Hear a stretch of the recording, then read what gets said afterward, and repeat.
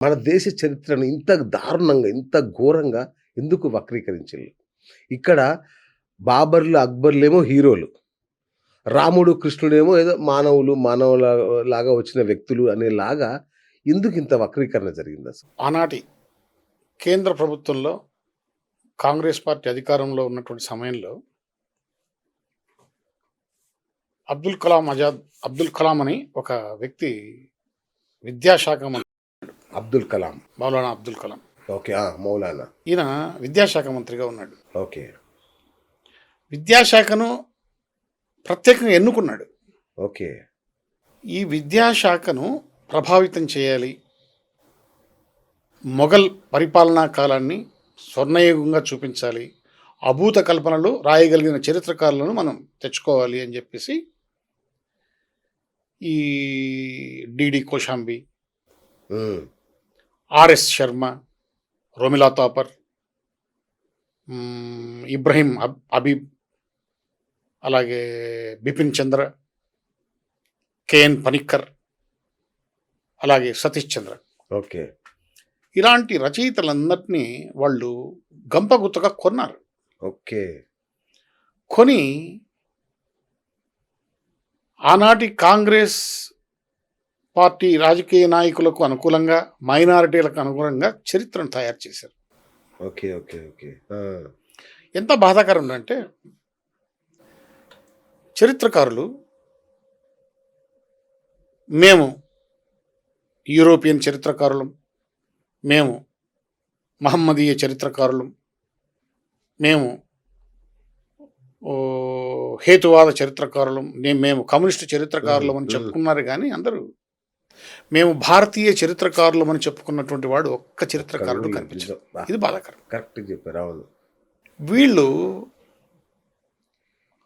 వాళ్ళ సొంత అభిప్రాయాలు చొప్పించారు, అలాగే అభూత కల్పనలు చొప్పించారు, అప్పటి ప్రభుత్వాలకు అనుకూలంగా చరిత్రను వండి వార్చారు. ఈ ఎన్సిఆర్టీ అనేటువంటి ఈ యొక్క పుస్తకాలను ముద్రించేటువంటి ఒక సంస్థ ఏదైతే ఉందో ఆ సంస్థ మీద దేశవ్యాప్తంగా పెద్ద ఎత్తున నిరసనలు వెల్లువెత్తినాయి ఆ రోజుల్లో. ఆ రోజుల్లోనే వెల్లువెత్తి. ఓకే. అయినా వాళ్ళకు చీమ కుట్టినట్టు కూడా లేదు. తర్వాత ఈ ఎన్సిఈఆర్టీ, జేఎన్యులో ఉన్నటువంటి మేధావులు, ఎలైట్స్ అంటాం, అలాంటి మేధావులు, కొన్ని రాజకీయ పార్టీలు, తర్వాత కమ్యూనిస్టు భావాజాలం ఉన్నటువంటి చరిత్రకారులు, అలాగే ఈ హేతువాద దృష్టితో ఉన్నటువంటి చరిత్రకారులు, వీళ్ళందరూ తమ సొంత భావాజాలాన్ని, ఆ పార్టీలకు అనుకూలంగా ఉన్నటువంటి భావాజాలాన్ని చొప్పించి వండి వార్చి ఇదే చరిత్ర, ఇదే నిజమని మనం నమ్మించి మన చేత చదివించారు. అన్యాయం చేశారు. మాట చెప్పాలి, చరిత్రకు సెక్యులరిజంతో, చరిత్రకు కుటుంబంతో, చరిత్రకు సమాజంతో సంబంధం ఉండదు. చరిత్ర అంటే జరిగిన సంఘటనల సమాహారం. అందులో చెడు ఉండొచ్చు, మంచి ఉండొచ్చు. దాన్ని మనం అలాగే చూడాలి. అలా కాకుండా దానికి రంగు, రుచి, వాసన కల్పిస్తే దాని అస్తిత్వం మరణిస్తుంది కదా.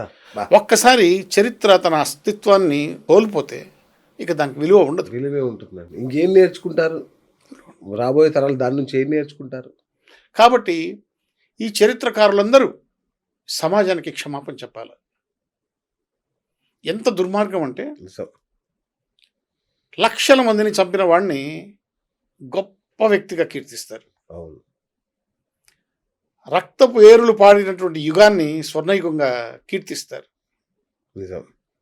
సొంత అన్నదమ్ములను, తండ్రిని, సమాజాన్ని సర్వనాశం చేసినటువంటి వ్యక్తులను శాంతి కాముకుడిగా వీళ్ళు చిత్రీకరిస్తారు. ట్రంప్కు నోబెల్ బహుమతి ఇవ్వాలన్నట్టుగా ఉంది వ్యవహారం. చీము నెత్తురు లేకుండా ఒరే మనం ఏం రాస్తున్నాం? కరెక్ట్.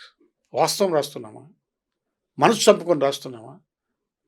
ఈ సమాజానికి మనం ఏమి ఇవ్వబోతున్నాం అని వాళ్ళు ప్రశ్నించుకోకుండా వాళ్ళు ఈ విధంగా రాసేసారు.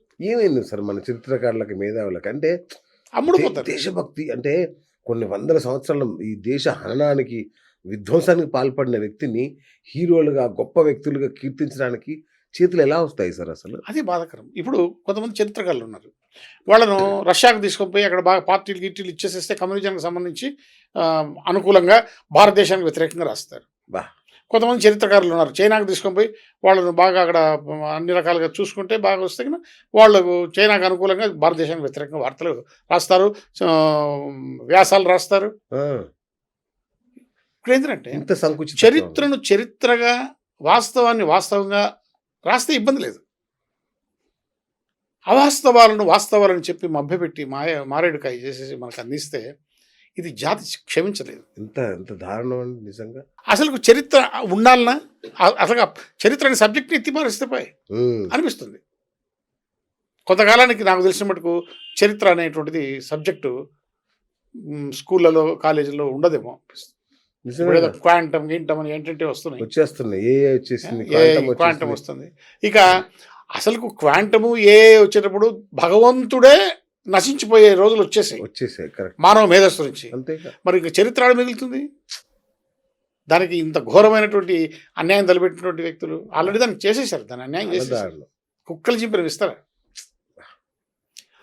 ప్రాచీన భారతదేశ చరిత్రకు మార్కిస్టు, కమ్యూనిస్టు భావాజాలాన్ని ఎక్కించి మన మీదకి తోసేసారు.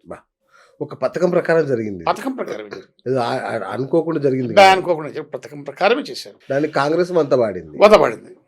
కాంగ్రెసే పాడింది, వంత పాడింది. చరిత్రకారులు గప్పగొత్తుగా కొనుక్కుంది. ఎన్సీఆర్టీని తన కంట్రోల్లోకి తీసుకుంది. ఒక ముస్లిం విద్యాశాఖ మంత్రిని పెట్టుకుంది. వాళ్ళకు వాళ్ళు ఏం కావాలన్నా, ఏ విధంగా రావాలన్నా. ఇప్పుడు ఒక నిడివి ఉంటుంది చరిత్రకు. ఆ నిడివిని కట్ చేసేసి పేస్ట్ చేసేస్తారు. పెద్ద నిడివిని తగ్గిస్తారు, చిన్న నిడివిని పెద్దగా చేస్తారు. ఆ విధంగా చరిత్రను కుదించారు, చరిత్రను పెంచారు, చరిత్రను తొలగించేశారు. ఇట్లా రకరకాల విన్యాసాలు చేశారు. రైట్ గురించి ఆఫ్ఘనిస్తాన్ గురించి మాట్లాడుకుందాం. ఆఫ్ఘనిస్తాన్ కూడా ఒకప్పుడు మన కర్మభూమి, వేదభూమి అంటారు. అసలు గాంధారి పుట్టిన దేశంగా కూడా చెప్పుకుంటారు. అలాంటి దేశం మన హిందూ దేశంగా కాకుండా తాలిబాన్లకి ఆలవాలంగా ఎలా మారింది? అసలు మన చేతుల నుంచి ఎలా పోయింది అసలు? అది నిజమేనా? అది హిందూ దేశం? అది ఒకప్పుడు హిందూ దేశం. ఓకే. గాంధార దేశం అనేవాడు. అవును. ఒకప్పుడు అక్కడ అనేకమైనటువంటి శివాలయాలు ఉండేవి. కుషానులు వీళ్ళంతా కూడా పరిపాలించినటువంటి ప్రదేశం అది. ఓకే. వాళ్ళు అక్కడ సంస్కృతి నాగరికతను ఎంతో గౌరవించి అభివృద్ధి చేశారు. ఓకే. ఈ కాల ప్రవాహంలో ఇదంతా కొట్టుకుపోయింది. ఇప్పుడు ఆఫ్ఘనిస్తాన్ అంటే ఒక తాలిబాన్లు ఒక విద్రోహ చర్యలకు పడేటువంటి ఒక దేశంగా మనం చూస్తాం. బౌద్ధ మతం విలిసిల్లింది, హిందూ మతం విలిసిల్లింది, సంస్కృతి నాగరికత విలిసిల్లింది, ప్రపంచానికి చాటి చెప్పింది. అటువంటి సంస్కృతి ఇప్పుడు అక్కడ నాశనం అయిపోయింది. నాకు చూస్తుంటే మన హిందూ దేశం కూడా అలా అయ్యే అవకాశం ఉందా గురుగారు? ఎందుకంటే చూస్తుంటే క్రిస్టియానిటీ, ముస్లిమ్స్ అన్ని పెరిగిపోతుంది ఇక్కడ. ఎందుకంటే హిందూ మతం ఇప్పుడు నాకు తెలిసిన మటుకు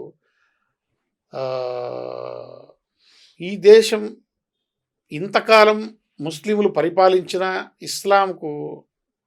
ఇస్లాంలోకి మారకపోవడానికి కారణం అంటే ఇక్కడ ఉన్నటువంటి మేధావులు, ఋషులు, వాళ్ళ ఆలోచన సరళి, ఇదంతా కూడా ఎన్ని కష్టాలు, ఎన్ని ఇబ్బందులు వచ్చినా కూడా వాళ్ళు హిందూ మతాన్నే నమ్ముకుని ఉన్నారు. కానీ వేరే మతంలోకి మారకుండా ఉన్నారు. వేరే మతస్థులను గౌరవించారు. అవును. ఇతర మతస్థులకు, ఇతర మతాలకు ఆశ్రయం కల్పించారు.